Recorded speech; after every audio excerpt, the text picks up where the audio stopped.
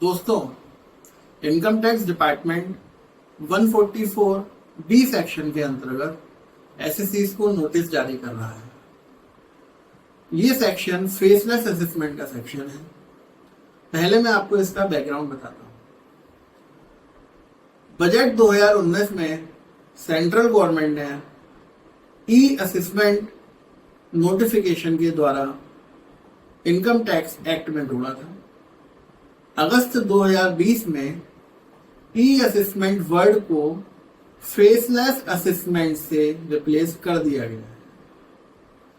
Faceless assessment transparent taxation honouring the honest scheme के अंतर्गत central government के द्वारा लाया गया था।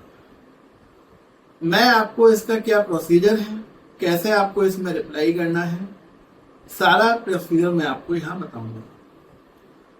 इसमें नेशनल ई असेसमेंट सेंटर के द्वारा आपका केस असेसिंग यूनिट को ट्रांसफर कर दिया जाता है। वो असेसिंग यूनिट आपको एक नोटिस इशू करेगी। उस नोटिस का आपको 15 दिन के अंदर अंदर जवाब देना होगा। इसमें 3 प्रकार के एसएससीज को कवर किया गया है। नंबर 1 वो एसएससीज जिन्होंने वॉलंटरली अपना आईटीआर फाइल किया है। नंबर 2 वो एसएससीज जिन्होंने किसी सेक्शन के अंतर्गत या फिर किसी नोटिस के रिप्लाई में अपना आईटीआर फाइल किया है। और नंबर 3 वो एसएससीज जिन्होंने अभी तक अपना आईटीआर फाइल नहीं किया है। ब्रॉडली सभी एसएससीज को इस सेक्शन के अंतर्गत कवर कर लिया गया है। तो नोटिस इशू हुआ, आपको 15 डेज के अंदर अंदर आपने जवाब दिया। असेसिंग यूनिट आपसे बहुत सारे डॉक्यूमेंट इंफॉर्मेशन आपके मांगेगी, वो आपको हर बार रिप्लाई में देना होगा। अगर आप नोटिस का रिप्लाई नहीं दे पाते हैं तो असेसिंग यूनिट आपको बेस्ट जजमेंट असेसमेंट का ऑर्डर पास कर देगा।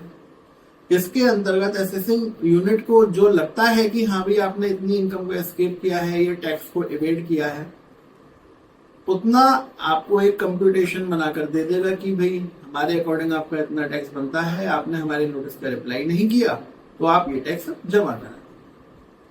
After the best judgement assessment आपके ऊपर पेनल्टी प्रोसीडिंग्स भी स्टार्ट होंगी, पेनल्टी के नोटिस भी सर्व होंगे। हालांकि इस बेस्ट जजमेंट ऑर्डर को आप कमिश्नर अपील के यहाँ पर अपील करके इसको चैलेंज दे सकते हैं। देखिए, इसका सबसे बड़ा फायदा ये होता है फेसलेस असेसमेंट का कि असेसिंग यूनिट को भी नहीं पता कि एसएससी कौन है, जानकार नहीं है वो। एसएससी को भी नहीं पता कि मेरा असेसमेंट कौन कर रहा है, तो सब कुछ फेयर रहता है इसमें। सेकेंडली, सारा का सारा कम्युनिकेशन ई मोड में रहता है। आपको ना डिपार्टमेंट में जाने की जरूरत है, ना ही असेसिंग ऑफिसर से मिलने की जरूरत है, और सारे के सारे डॉक्यूमेंट्स भी आपको ई फॉर्म यानी इलेक्ट्रिक फॉर्म में ही देने होंगे।